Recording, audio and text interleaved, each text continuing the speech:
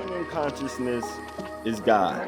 That's the high end, the upward end of life is expression. As man, you contain everything that's in God.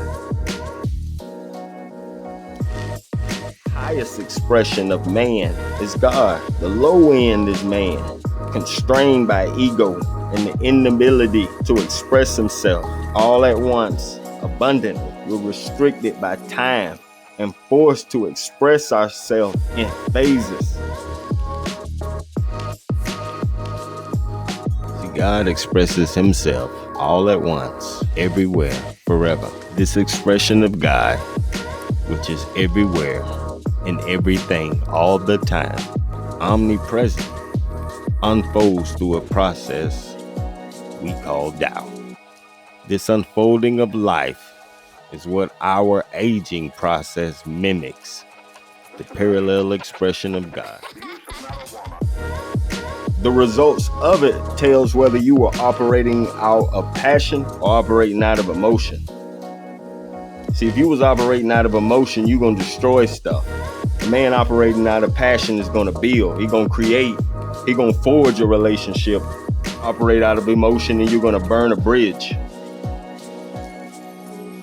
The upward end of emotion is passion, just like the upward end of love is loyalty.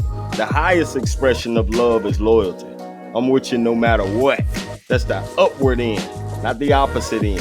The opposite end of passion would be a stone man, somebody with a low motor, a non-motivated individual.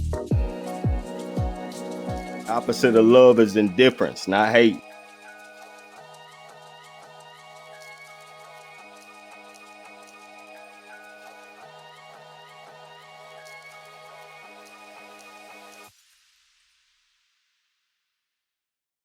Behind your eyes and between your ears, above your nose, God lives there.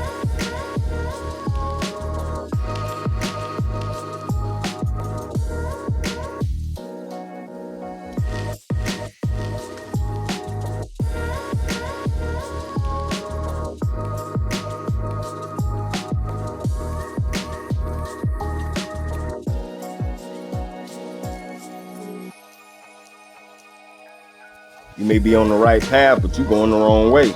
You sitting in a dark room, meditating, putting constraints on your mind, gaining control over your thoughts, inhibiting growth. You're going to be a stone Buddha, one absent of emotion, passion, feeling, anything. When you meditate, you let your mind grow.